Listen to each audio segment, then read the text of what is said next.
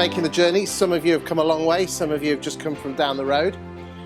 Thank you for joining us today and for the first inaugural annual Landlord Farming Workshop. So let me leave you this story before we plough into the lunch.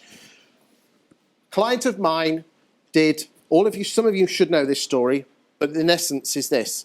My client emailed out to a landlord database of 310 landlords that he'd picked up over the years, month one's newsletter. Like this. Emailed it, got a few emails back saying thank you very much. Some of you know this story, but stay with me. Month 2, he emailed the second month's out. A few emails back coming saying thank you very much.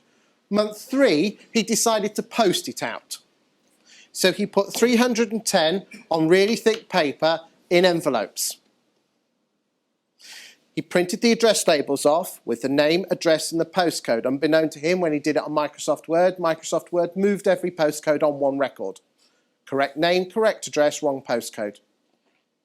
Out of 310 landlords, 30 landlords rang him up the next morning to tell him that their postcode was wrong.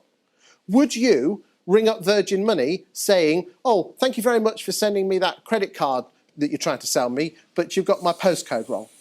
No, you wouldn't. So why the hell did 30 landlords bother to pick the phone up, in which all of them were happy to give their telephone number, and a lot of them actually said, oh, by the way, I've already decided I'm going to give you a call when my tenant hands a notice in. What motivated them to call that agent to tell them their postcode was wrong? Interest. Possibly. They were getting some. They wanted to keep receiving it. They were worried that they wouldn't get the next one. So the question is this. If you're marketing what you check out, if you stop doing it, would people miss it?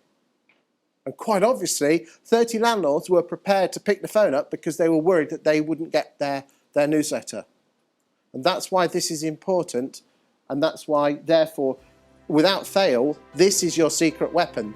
I had an email just the other day from a landlord who was actually, well, he wasn't a landlord, he was selling his house just down the road from me. Beautiful grade 2 listed 5-bedroom house. And he said to me, it's gone on the market 4 days ago, I've already had offers at the asking price, but I've been reading your blog and I'm thinking now maybe I should keep it. I mean, how do you find that sort of person? He didn't even know he wanted my service as a letting agent.